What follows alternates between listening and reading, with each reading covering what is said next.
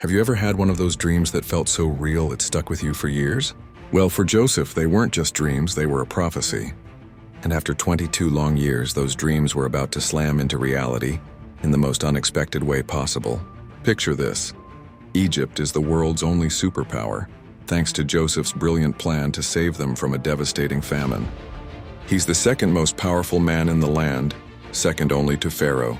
He's got the power, the respect, the Egyptian wife, the 2 sons. He's living the dream. But back in Canaan, things are desperate. The famine has hit his family hard. His father Jacob is watching his family starve. So Jacob does the only thing he can think of. He sends 10 of his sons to Egypt to buy grain. "Why are you all just staring at each other?" He probably yelled. "I hear there's grain in Egypt. Go down there and buy some for us so that we may live and not die." But there's one son he keeps back. Benjamin, his youngest, the only other son from his beloved wife Rachel. After losing Joseph, Jacob couldn't bear the thought of losing Benjamin too. So the 10 brothers make the long journey. When they finally get to Egypt, they're brought before the powerful governor who controls the entire food supply. They bow down low, their faces to the ground, just as they had to do in Joseph's dreams all those years ago. The sheaves of wheat, the sun, moon, and stars. It was all happening. And who is this powerful Egyptian governor? It's Joseph, their brother, the one they threw into a pit and sold into slavery. He recognizes them instantly. Their faces might be weathered by time and worry, but he knows them. But do they recognize him? Not a chance. He's dressed as an Egyptian nobleman, speaking through an interpreter, a powerful ruler. To them, he's just Zaphnath-Paneah, the man with the power of life and death. This is where it gets intense. Joseph's mind must have been a whirlwind of emotions. Anger, vengeance, forgiveness. He decides to play a long game. He remembers his dreams and he puts on a mask of cold authority. He accuses them harshly. "You are spies. You have come to see where our land is unprotected." They're terrified. They fall all over themselves trying to explain. "No, my lord, we're honest men. We are 12 brothers, sons of one man in Canaan. The youngest is with our father and one is no more."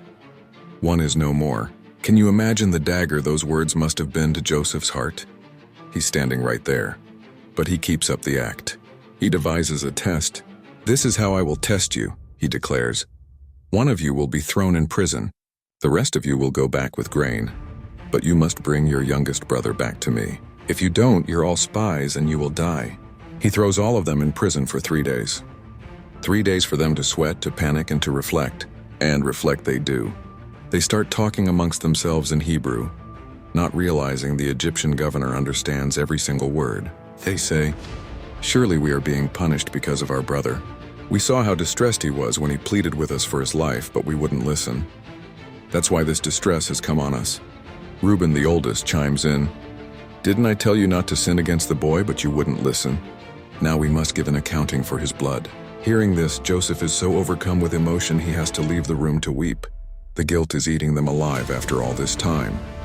They finally get it, but he's not done yet. He pulls himself together, comes back and chooses Simeon to be the one bound and kept in prison as a hostage.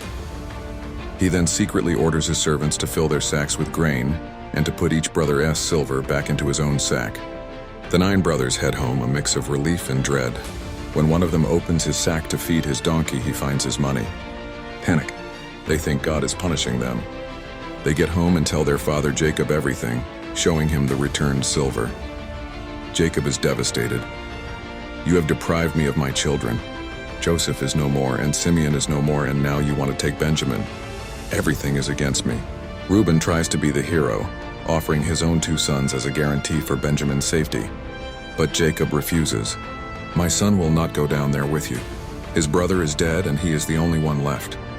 If harm comes to him on the journey you are taking, you will bring my gray head down to the grave in sorrow." The stage is set. The family is torn apart by grief, guilt, and starvation. Joseph holds all the cards and his brothers are caught in a trap of his making. A trap designed not just for revenge, but to uncover the truth of what's in their hearts. Would they abandon another brother to save themselves, or had they finally changed? The story is far from over.